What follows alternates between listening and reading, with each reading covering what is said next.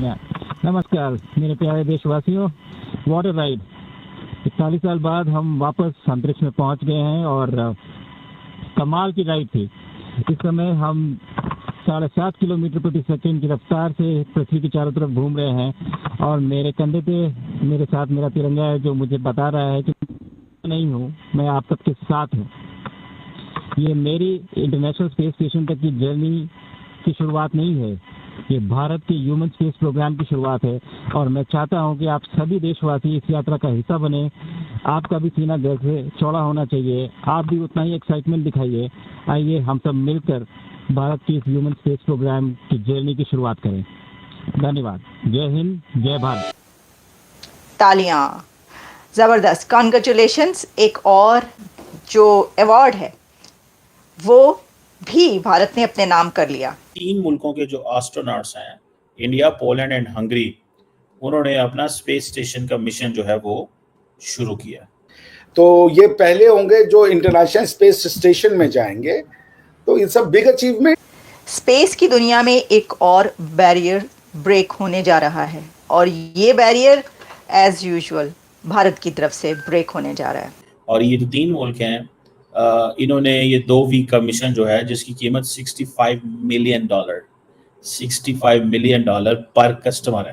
तो ये पहला ऐसा मौका है जब एक इंटरनेशनल स्पेस स्टेशन जो कि कई देश मिलकर के उसको चलाते हैं, जैसे आपको पता होगा, तो उसमें ये पहले आने वाले हैं। इनके पहले राकेश शर्मा जी थे जो स्पेस में गए थे। कि एक इंडियन का इसके अंदर होना, that is something very big news, इसमें तो कोई शक नहीं है। तो शुभांशु शुक्ला IAF के पायलट हैं। Exactly, Shubhanshu Shukla IAF pilot तो हैं ही, ग्रुप कैप्टन भी हैं, लेकिन now he is set to make history as first Indian astronaut to travel to international space station.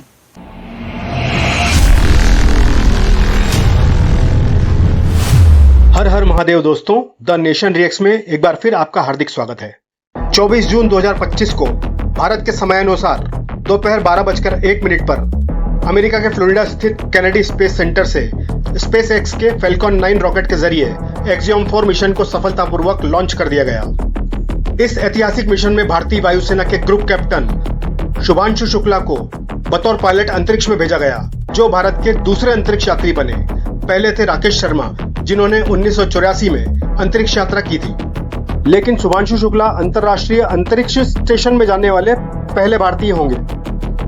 Axiom 4 mission का मुख्य उद्देश्य अंतर्राष्ट्रीय अंतरिक्ष स्टेशन पर लगभग 14 दिनों तक रहकर 60 से अधिक वैज्ञानिक प्रयोगों को अंजाम देना है, जिसमें अंतरिक्ष यात्री अंतर्राष्ट्रीय अंतरिक्ष स्टेशन पर महत्वपूर्ण शोध कार्य करेंगे और विभिन्न प्रयोगों में भाग लेंगे। इस मिशन में भारत के अलावा पोलैंड और हंगरी के अंतरिक्ष यात्री भी शामिल हुए हैं। रवाना होने से पहले शुभांशु शुक्ला ने भारतवासियों को एक भावुक संदेश दिया। उन्होंने कहा, नमस्कार मेरे देशवासियों, क्या शानदार सफर है।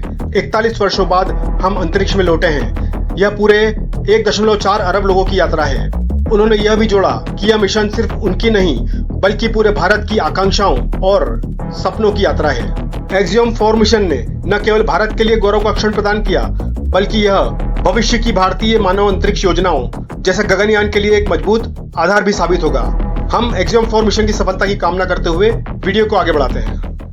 यानी शुभांशु शुक्ला वो पहले भारतीय बनने जा रहे हैं जो कि इंटरनेशनल स्पेस स्टेशन में ट्रैवल करेंगे। तो it's one of the biggest achievement, और इसलिए अचीवमेंट है क्योंकि देखिए वो बहुत 3 या 4 कंट्री के ही लोग गए हैं उसमें, और भारत उसमें एक है।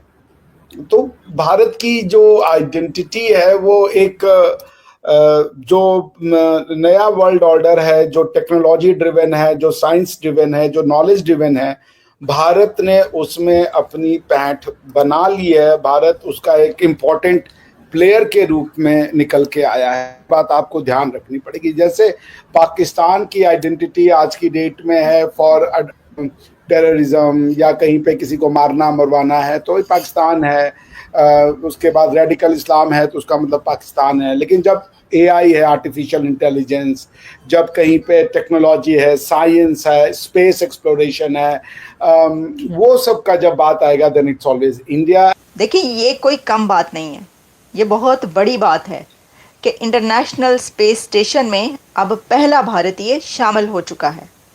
गो कि आप जानते हैं कि उनका तो अपना स्पेस स्टेशन आ रहा है, लेकिन ये ज़रूरी था कि गगनयान में उनको भेजने से पहले उनको एक टेस्ट फ्लाइट पर भेजा जाए, और इसके लिए ये जो इंतज़ाम है ये सारा इसरो ने किया है। इसको जो पे किया है, पेमेंट से लेकर उनके वहाँ तक जाने के तमाम इंतज़ामात इसरो की तरफ से किए गए हैं। और जैसा मैं आपको बता रही हूँ कि भारत की जो इसरो कंपनी है, स्पेस एजेंसी, वो ये उसकी ख्वाहिश होती है, हमने देखा है कि उनका क्राइटेरिया हमेशा से ये रहता है, उनका काम करने का अंदाज़ ये रहता है कि जब वो कोई मिशन भेजें तो उनकी उस मिशन के ऊपर उनकी इतनी प्रैक्टिस हो और इतने दफ़ा वो उसको टेस्ट कर चुकी हों कि उसमें फेलियर का मार्जिन बहुत ही कम रह जाए। पिछले 1000 साल से दुनिया ने दो थ्योरीज आई। अब एक थ्योरी का नाम मैं आपके यहाँ नहीं लेता, दूसरी थ्योरी आई कॉन्क्वेस्ट की, जिसने कॉन्क्वेस्ट के बेसिस पे लोगों के टेरिटरीज को जीतने का कोशिश किया, लोगों को मारना, धाड़ना, उनके गर्दनों की लाश बना देना, और ऐसे घटिया और जिस समझ लीजिए चोरों को या लुटेरों को अगर आप अपना हीरो मानते हैं, आप उनको अपना सिविलाइजेशनल इंस्पिरेशन पॉइंट मानते हैं, तो फिर आपका देश वैसा ही बनता है जैसे ये लोग थे। भारत ने इसमें कोई नाम नहीं कमाया। पिछले 800 साल में कभी गोरों ने, कभी इस्लामिक आक्रांताओं ने, कभी किसी ने आके भारत पे रूल किया। भारत किसी के घर में रूल करने नहीं गया। हमने भारत का कुछ हिस्सा खो भी दिया इन लोगों को, लेकिन जो भारत हमने बचा लिया, वो भारत अब अपनी उसी पुरानी आइडेंटिटी की ओर अग्रसर है जो हमें विश्व में सबसे अलग बनाता था। उसका नाम था कि हम विश्व गुरु थे, जो कि 2026 में गगनयान मिशन कहा जा रहा है कि होने जा रहा है। अपना स्पेस स्टेशन होगा भारत का। और ये 3 मेंबर देखें, सबसे इम्पोर्टेंट चीज़, अगर ये हंगरी पोलैंड ने शुरू किया है और साथ में इंडियन का होना जो है वो मौजूद है, तो इसका मतलब क्या है? The India will be viewed from this lens. समझ रहे हैं आप बात? इंडिया इस लेंस से अब जाना जाएगा। इंडिया ने अपनी पहचान और जो आइडेंटिटी क्राफ्ट कर रहा है। देखें, अक्सर हम दुनिया में जब बात करते हैं ना, तो हम कहते हैं यार कि दुनिया में आपको किस अंदाज से देखा जाता है। अब देखें, ये जो 3 मुल्क हैं, इन्होंने फर्स्ट एस्ट्रोनॉट्स भेजे हैं। 40 साल में ये चीज़ पहली दफ़ा हुई है कि स्पेस स्टेशन में जा रहे हैं। और इंडिया, पोलैंड एंड फ्रांस ने ये जो जिसे कहते हैं ना, ये प्राइवेट फ्लाइट की मैं बात कर रहा हूँ, 40 साल में पहली दफ़ा हो रही है। ये इंटरनेशनल स्पेस स्टेशन से भेजे हैं।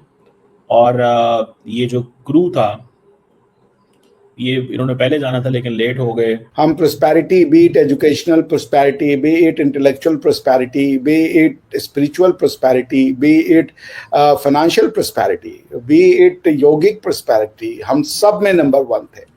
और अब समय आ गया है कि भारत फिर से नंबर 1 होगा। आप देखिए जाकर के कि भारत को 1000 साल लोगों ने लूटा, लोगों ने भारत को इकोनॉमिकली, मॉरली, सोशली वीकेंड किया 1000 साल।